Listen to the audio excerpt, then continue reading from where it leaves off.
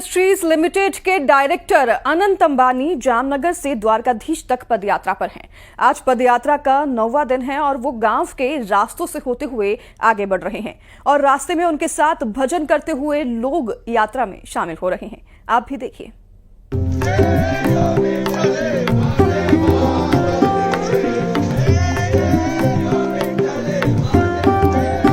अनंत अंबानी की पदयात्रा आज 9वें दिन जारी है। रात 2 बजे ही रिलायंस इंडस्ट्रीज के डायरेक्टर अनंत अंबानी पदयात्रा के लिए निकल जाते हैं और द्वारकाधीश के लिए गांव के रास्तों से अपनी यात्रा को जारी रखते हैं। इसकी वजह है कि वो नहीं चाहते कि लोगों को उनकी यात्रा की वजह से किसी तरह की समस्या हो।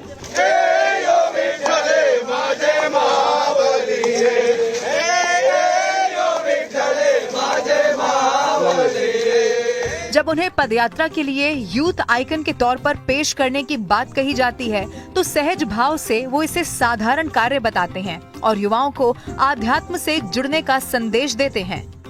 पदयात्रा की ये परंपरा है, यूथ आइकॉन बने हैं क्योंकि देश भर में इसके बारे में चर्चा हो रही है। पदयात्रा तो भारत में बहुत लोग करते हैं। मैं उन सबको कोटि कोटि प्रणाम करता हूँ, उनके ताकत को, उनके क्षमता को प्रणाम करता हूँ। मैं तो बहुत छोटा सा पदयात्रा कर रहा हूँ।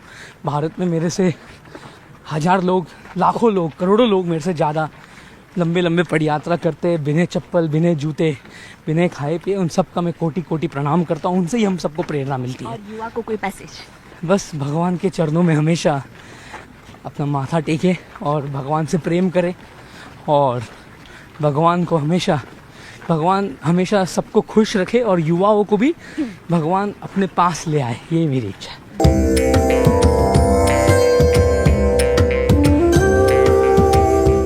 पदयात्रा के बीच में लोग उनसे मिलने के लिए पहुंच रहे हैं और अनंत अंबानी हर किसी से भावुक तरीके से मिल रहे हैं। वो एक 5 महीने के बच्चे से मिले, नाम नंद है, श्री कृष्ण के रूप में।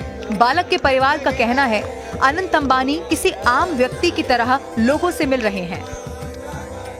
ये Z+ जो सुरक्षा है ना, वो आम लोगों के लिए है ही नहीं। अगर आप अच्छे हो, आपका दिमाग अच्छा है तो Z+ सुरक्षा अनंत भाई ने बोला ही है कि सब लोगों को यहाँ पे देख सकते हो आप, सिंगल रोड है फिर भी लोग आवागमन कर रहे हैं। हाँ। तो इतनी सामान्य तरीके से जो कोई आ रहा है ना, तो वो अनंत भाई है।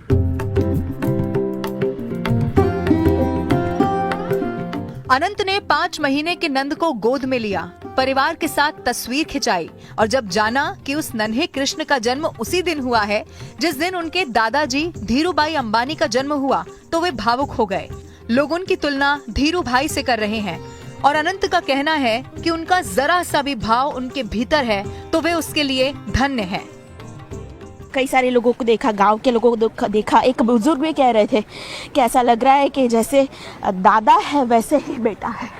तो कहीं ना कहीं धीरूभाई अंबानी की जो झलक है वो लोग आप में दिख रहे हैं। ये उनका बहुत बड़ी बात है और मैं उनके 2% भी हो तो मेरे लिए बहुत बड़ी बात है। दादाजी और माता पिता और दादी, नाना नानी, ये सबका आशीर्वाद हमेशा मेरे ऊपर बने रहे, यही मेरी इच्छा और मैं हमेशा उनका सपना को पूरा करने का कोशिश करूँगा।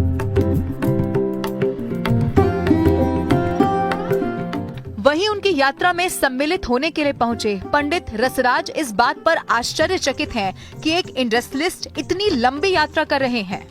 रोज लगभग 3 घंटे 4 घंटे की यात्रा चल रही है। इसके लिए बहुत बहुत प्रणाम है और पूरे अंबानी परिवार को बहुत बहुत शुभकामनाएं। आप सुन भी रहे हैं उनकी जो ऊर्जा है, माता जी की भक्ति के साथ अभी आरती चल रही है। ये ऊर्जा जिस तरह से आप देख सकते हैं, उनके जो ऊर्जावान उनकी जो शक्ति है कहीं ना कहीं से आ रही है। क्या कहेंगे? बिल्कुल, ये तो उनके परिवार में उनको बचपन से मिली है, विरासत से मिली है।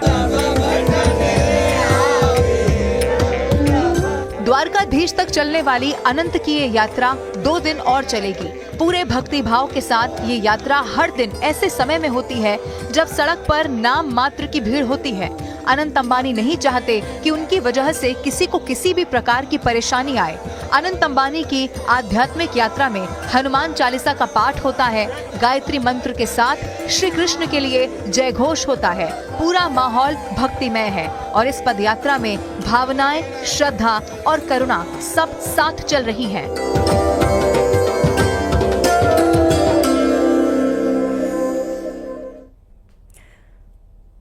वहीं